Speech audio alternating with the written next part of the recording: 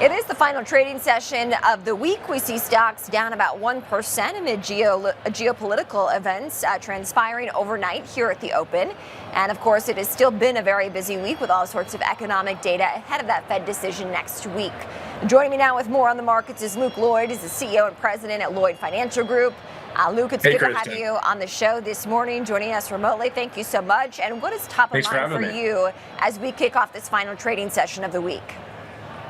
Yeah, I think we have to look at all the data that came out this week. The weakening CPI report we saw 2 days ago, the weakening PPI report we saw yesterday. Of course, with oil prices skyrocketing overnight, inflation kind of conversation comes back into the equation. But it's very interesting that, the talks the past couple of months, the talk on the street was, these tariffs were going to be so inflationary. Well, we're not seeing essentially any impact yet. Or if we are, the downturn, maybe the economic side of things, whether it's the job market or consumer spending, that's offsetting the inflationary pressure of the tariffs. So when I'm talking to clients and when I'm kind of doing for my clients from a positioning standpoint is I'm really focusing on the utilities, longer duration stocks, dividend payers. I think that the Fed rate cutting cycle is actually going to be expedited because of some of the data this week. And what I find interesting is, the Federal Reserve was so late to the game on the rate hiking side back in 2021, 2022. I think they're late to the game on the cutting side, so they're going to have to make up,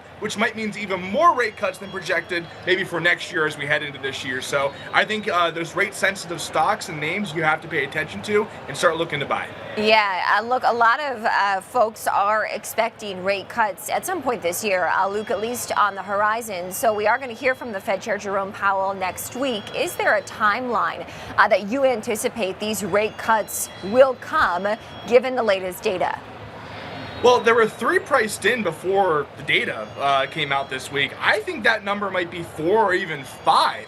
It all depends on the labor market. We saw the claims come in yesterday a little bit higher than expected, the jobless claims. I think it's actually the highest it's been since late 2023, I think August of 2023. So if we see the unemployment rise, it's going to give them a lot of power and a lot of say that we should be cutting rates and we need to actually lower the Fed funds rate to adjust for the economy.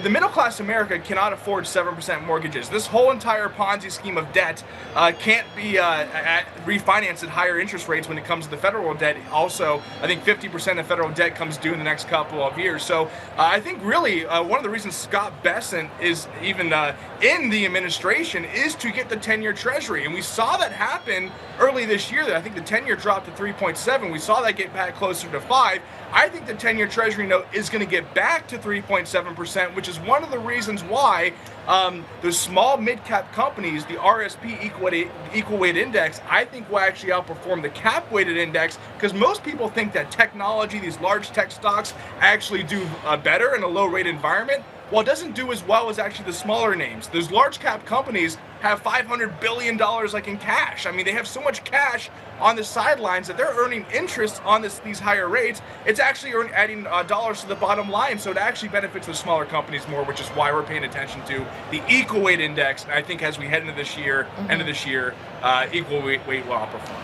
Luke, I do want to ask you about the geopolitical events that unfolded overnight and the reaction that we see here on Wall Street today, with the major indexes down about 1%, oil about 8% higher in the wake of these events.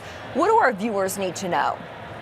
Yeah, I think the viewers need to know that and look at the DXY, the dollar index. Take a look the past 3 years. The DXY dollar index is the lowest it's been in 3 years. And even with some of these geopolitical events, it doesn't seem like the dollar is really gaining that much strength. A weaker dollar actually benefits international countries. So yeah, we can talk about oil, we can talk about natural gas. I do believe natural gas is a good investment when it comes to maybe these geopolitical events. Outside of even the geopolitical events, the fact that we're going through this AI revolution, the huge energy demand. My clients own LNG. I think a lot of people need to look into natural gas, but from an international standpoint, asset allocation standpoint, you saw this year how much internationals outperform the U.S. markets. I think that trend continues. Look at India, look at Mexico, look at Argentina, look at South Africa, look at South Korea. All these places are going to be actually benefiting from these global rising tensions, especially with the China-U.S. trade relations. I'm not in the camp that these trade relations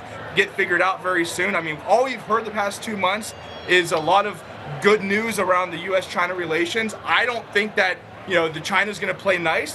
They haven't played nice before. And when you take a look at the international stage, China's actually in a weaker spot than the United States when it comes to the economic side. And if you're in a weaker spot and number 2 nation in the world, do you help number 1 nation get ahead even more, or do you try to bring them down with you? Something we all need to think about. So as we unplug from China, all those other countries are going to benefit from moving the supply chain. I think we should look international, and it has been a story of international this year so far. Luke Lloyd, CM President at Lloyd Financial Group. Luke, thank you so much for joining from Kentucky. Thanks, Great to see you.